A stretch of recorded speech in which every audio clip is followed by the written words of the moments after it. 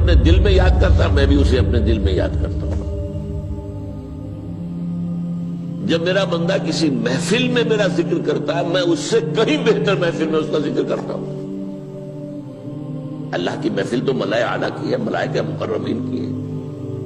بہرحال اللہ کو تم اپنے دل میں مستحضر رکھو، اللہ تعالیٰ تمہیں بھی یاد رکھے گا۔ دوبارہ فرمایا احفظ اللہ تجدہ امامک تجاہک، اللہ کو یاد رکھو تو اپنے سامنے موجود پاؤ گے، جب چاہو دعا کرو تو احفظ اللہ تجدہ امامک یا تجاہک، اپنے سامنے موجود پاؤ گے۔ اذا سألت فاسأل اللہ، اب آ گیا وہ مرکزی بات۔ دیکھو جب مانگو اللہ سے مانگو،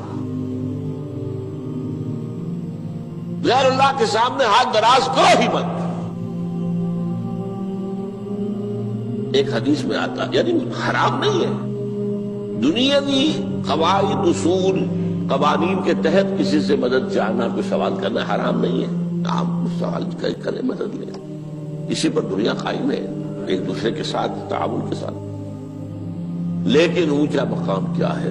کسی سے سوال مت کرو سوائے اللہ، یہاں تک کہ جوتے باندھنے کا تسمہ تمہیں درکار ہے تو بھی کسی سے مت مانگو، اللہ سے مانگو۔ کیا پتہ اللہ کس کے دل میں ڈال دے اور وہ آ کے تمہیں تسمہ پیش کر دے۔ ہوتا ہے ایسا، بسا اوقات ہوتا ہے۔ جو اللہ کے ساتھ لو لگا کر رکھنے والے ہیں ان کے تو ایسے واقعات ہوتے ہیں کہ دل میں ایک بات آئی اور اس کے بعد وہی بات جو ہے وہ کوئی شخص آ گیا اور اس نے وہ بات پوری کر دی۔ کیونکہ لوگوں کے دل جو ہے وہ تو اللہ کے دو انگلیوں کے مابین جب چاہتا پھیر دیتا ہے۔ کیا پتہ اللہ کسی فرشتے کو انسانی شکل میں بھیج دے، آتا ہے فرشتہ، آتا ہے انسانی شکل میں، آتا ہے آپ کی تکلیف کو رفع کر دے، آپ کی ضرورت کو پورا کر دے، اسی سے مانگو، کسی اور سے مانگو۔ یہ ہے توحید کا لب لباب۔ یوں سمجھیے اسلام کی جڑ کیا ہے؟ ایمان۔ اسلام کا جو خارجی نظام عمل ہے، انفرادی اعمال ہو اجتماعی ہو، ان سب کی روح رواں کیا ہے؟ ایمان۔ ٹھیک، ایک بات ہو گئی۔ ایمان کا خلاصہ لب لباب کیا ہے؟ ایمان باللہ۔ جیسے ایمان بالآخرہ بھی ہے، ایمان بالملائکہ ہے، ایمان بالانبیاء ہے، ایمان بالرسل ہے، ایمان بالکتب ہے، ایمان بالقلب ہے، لیکن اصل ایمان۔ اسی لیے ایمان مجمل میں آپ کو معلوم ہے کسی اور چیز کا ذکر نہیں۔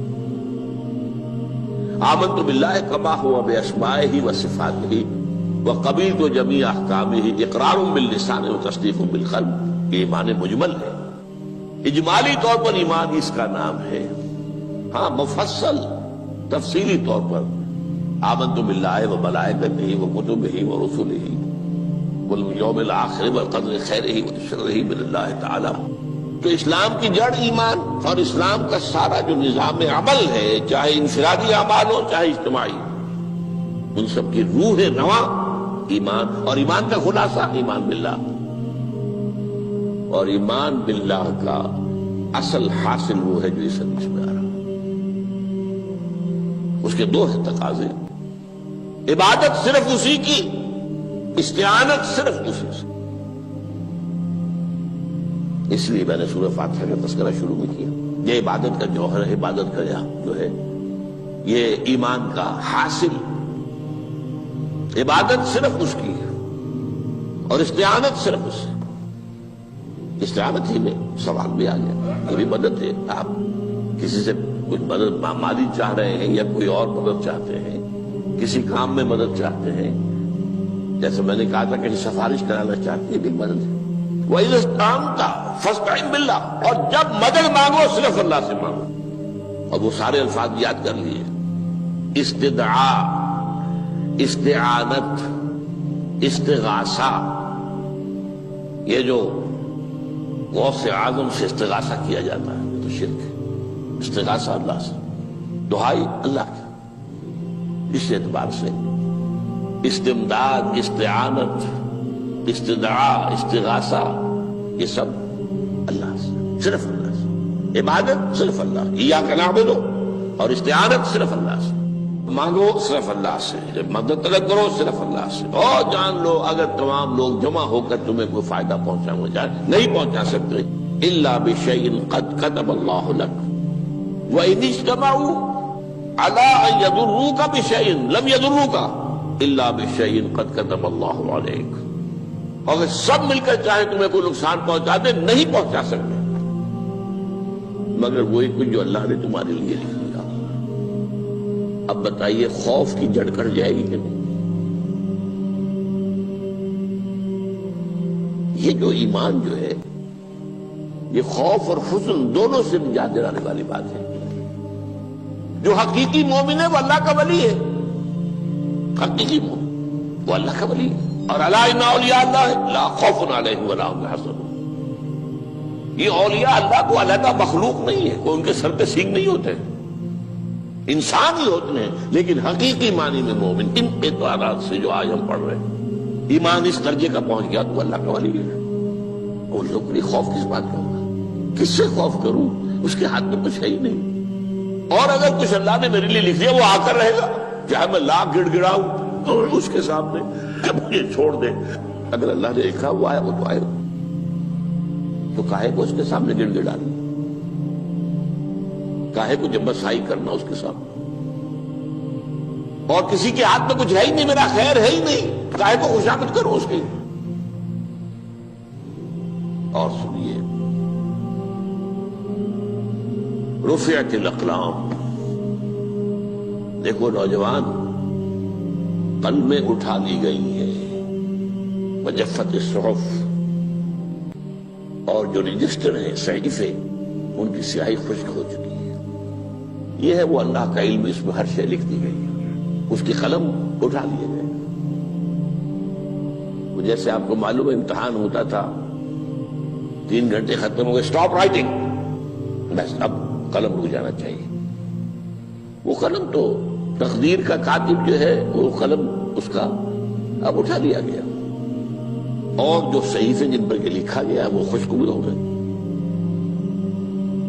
یہ تو روایت ہے جو امام ترمذی نے جس کو روایت کیا، یہ متن ان کا ہے جو ہم نے پڑھا ابھی، اور ان کا قول یہ ہے کہ یہ حدیث حسن صحیح ہے، لیکن یہی روایت اور انہی راوی سے عبداللہ ابن عباس سے رضی اللہ تعالیٰ عنہما اور بھی محدثین نے کی ہے۔ اس میں سے ایک اور متن جو ہے وہ یہاں پر امام نووی نے دے دیا ہے، احفظ اللہ تجدہ امامک، یہ تو پہلا وہ ٹکڑا تھا، وقت تو جاہک تھا، یہاں امامک ہے، امام مطلب ایک ہی ہے، اپنے سامنے پاؤ گے۔ اللہ کی حفاظت کرو، اللہ کو دل میں، اللہ کی یاد کو محفوظ رکھو، گویا کہ اللہ کو مستحضر رکھو۔ ذکر اللہ کے معنی کیا ہے؟ استحضار اللہ فی القلب، یہ ذکر اللہ ہے۔ جنہیں ہم ذکر سمجھ بیٹھے ہیں وہ ذکر کے ذریعے ہے۔ اقیم الصلاۃ لذکری، نماز قائم کرو میری یاد کے لیے، نماز ذریعہ ہے یاد کا۔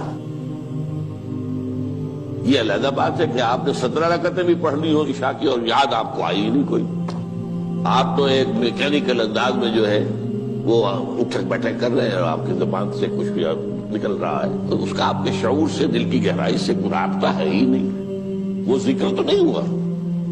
ہاں نماز فرض تھی وہ ادا ہو گئی، آپ کی فرض ادا ہو گئی۔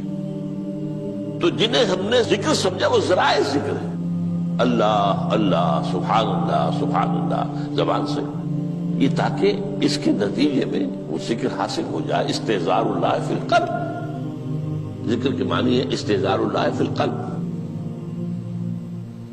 تعرف الی اللہ فی الرخاء، اور دیکھو کشادگی کے وقت میں تم اللہ کو یاد رکھو، اللہ کی طرف رجوع کیے رہو، بھول نہ جاؤ۔ وہ نہ ہو جو کبھی کہا تھا، بہادر شاہ ظفر کے اشعار میں سے بہت زور کا شعر ہے، ظفر آدمی اس کو نہ جانیے چاہے کتنا ہی ہو فارم زکا، جسے عیش میں یاد خدا نہ رہی، جسے تیش میں خوف خدا نہ رہا۔ وہ ہے کشادگی کی حالت میں، جبکہ تمہارے لیے کشادگی ہے، اللہ کی طرف رجوع کیے رکھو۔ یعرف کا فی الشدہ، تو اللہ اپنی توجہ تم پر رکھے گا شدت کے وقت میں، جب تمہیں کوئی تکلیف ہے اس تکلیف کو تم پر آسان کر دے گا۔ تکلیف تو آنی ہے، لکھی ہوئی ہے، وہ تو آئے گی، لیکن یہ کہ اللہ تعالیٰ اس کی شدت کو، ایک ہی چیز ہے جس کو ایک انسان بہت شدت کے ساتھ محسوس کر رہا ہے، دوسرا آدمی اتنا نہیں محسوس کر رہا ہے، احساس کا معاملہ ہوگا نا۔ وہ تو اصل میں اگر انسان کی نرز کٹی ہوئی ہے تو احساس ہوگا ہی نہیں، سرے سے ہی نہیں ہوگا۔ تو اس اعتبار سے اللہ تعالیٰ تمہارے لیے وہ شدت کی کمی کر دے گا۔ وَاعْلَمْ أَنَّمَا أَخْطَأَكَ لَمْ يَكُنْ لِيُصِيبَكَ، اور جان لو جو چیز تم سے چھوٹ گئی ہے، رہ گئی ہے، وہ ہرگز تمہیں ملنے والی نہیں تھی۔ اب آپ نے کسی ملازمت کے لیے درخواست دی ہے، درخواستیں مانگی گئی ہیں، اپنی سی محنت کر لی، نہیں ملی ملازمت، اب آپ بیٹھے ہوئے افسوس میں، رنج میں، غم میں، فلاں نے یہ کر دیا، فلاں نے یہ کر دیا، وہ فلاں جو ہے بڑی تکڑی سفارش لے آیا تھا، فلاں نے رشوت دے دی۔ چھوڑو میاں اس کو، وہ تمہارے لیے نہیں تھی۔ کاہے کو اپنے ذہن کے اندر یہ کھچڑی پکا رہے ہو بیٹھے ہوئے؟ خواہ آپ شاید سوء ظن میں بھی مبتلا ہو رہے ہو، کسی نے نہ رشوت دی اور آپ سمجھتے ہو کہ رشوت دی ہے اس نے۔ یہ ساری چیزیں جو ساری سیئات، ان کی جھٹپٹ ہے۔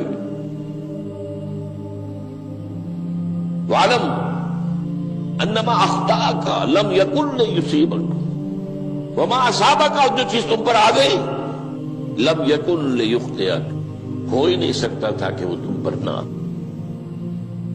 یہ کر لیتا تو ہو جاتا، شاید یہ کر لیتا، میں نے ٹیکا پہلے لگوا دیا ہوتا تو یہ بات نہ ہوتی۔ بھائی وہ جو ہونا تھا وہ ہونا تھا۔ اب یہ وہ چیز ہے جس سے انسان میں کیفیت پیدا ہوتی، تسلیم و رضا۔ ہم بھی تسلیم کی خو ڈالیں گے، بے نیازی تیری عادت ہی صحیح، اے اللہ جو تو نے چاہا مجھے قبول ہے۔ اسی لیے میں نے آپ کو آیتیں سنائی سورہ تغابن کی، ما اصاب من مصیبت الا باذن اللہ، کوئی مصیبت نہیں آتی مگر اللہ کے اذن سے۔ وَمَن یؤمن باللہ یہد قلبہ، جو اللہ پر ایمان رکھتا ہو اللہ اس کے دل کو ہدایت دے دیتا ہے۔ ہدایت کس بات کی؟ تسلیم و رضا۔ دوستاں سلامت کے تو خنجر آزمائی، نہ شبد نصیب دشمن کے شبد ہلاکت دے گا۔ اے اللہ تیری طرف سے ہے، مجھے قبول ہے، اور بظاہر مجھے تکلیف ہو رہی ہے لیکن یقیناً اس میں میرا کوئی خیر ہے۔ بیدک الخیر، تیرے ہاتھ میں تو خیر ہی خیر ہے، جو بھی تیری طرف سے آئے۔ سر تسلیم خم ہے جو مزاج یاد میں، اور یہ مضمون جو ہے زیادہ بڑے پیمانے پر سورہ حدید میں آیا ہے۔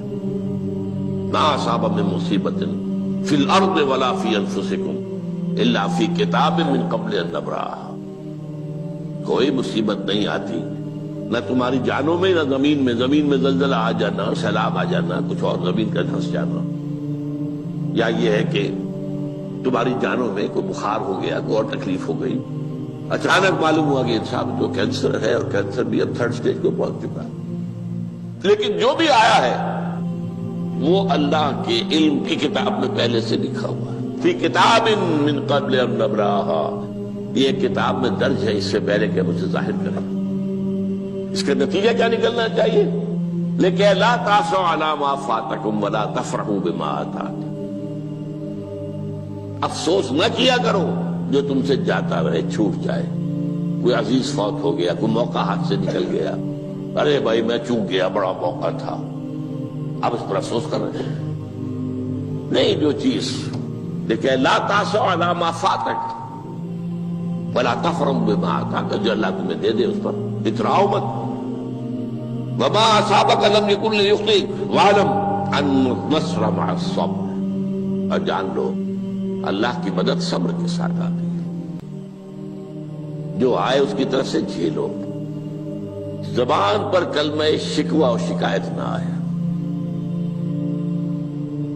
اللہ سے شکایت نہ آئے، تسلیم و رضا، جو تیری رضا ہے۔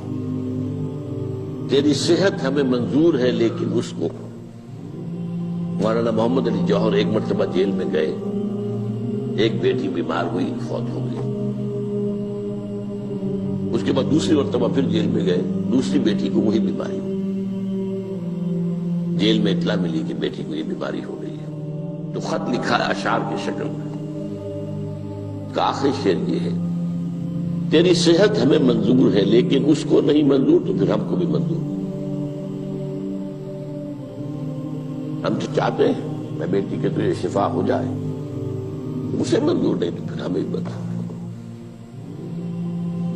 وَاعْلَمْ أَنَّ النَّصْرَ مَعَ الصَّبْرِ وَأَنَّ الْفَرَجَ مَعَ الْكَرْبِ۔ فرج، فراخی، کھل جانا کسی چیز کا، یہ ہے کرب کے ساتھ، تکلیف کے ساتھ، تکلیف ہوتی ہے ساتھ۔ اللہ نے قانون بنایا ہے دنیا کا۔ اب آپ اندازہ کیجئے بچے کی ولادت میں ماں کو کتنی تکلیف اٹھانی پڑتی ہے۔ آج کل تو فیشن ہو گیا ہے، سیدھے سیدھے جاؤ، آپریشن کراؤ، تکلیف سے بچ جاؤ، لیکن یہ ہے کہ یہ بھی آپ کے علم میں ہوگا، وہ ساری تکلیف جیسے ہی بچے کو لا کر ماں کے برابر لٹایا ہے، ساری تکلیف ختم، پھر جو راحت اس سے میسر آتی ہے۔ ان الفرج مع الکرب وان مع العسر یسرا، اسی لیے میں نے وہ آیتیں بھی پڑھی تھی، ان مع العسر یسرا، ان مع العسر یسرا۔ اس دنیا میں یہ اللہ نے نظام بنایا ہے، سختیاں جھیلنی ہی ہوں گی۔ لقد خلقنا الانسان فی کبد، ہم نے انسان کو پیدا کیا مشقت کے اندر، مشقت تو کرنی پڑے گی۔ کسی کی جسمانی مشقت زیادہ، کسی کی ذہنی مشقت زیادہ، مشقت سے چارہ کسی کو نہیں۔ تو یہ ہے ان مع العسر یسرا، ان مع العسر یسرا۔ بارک اللہ لی ولکم فی القرآن العظیم ونفعنی وإیاکم بالآیات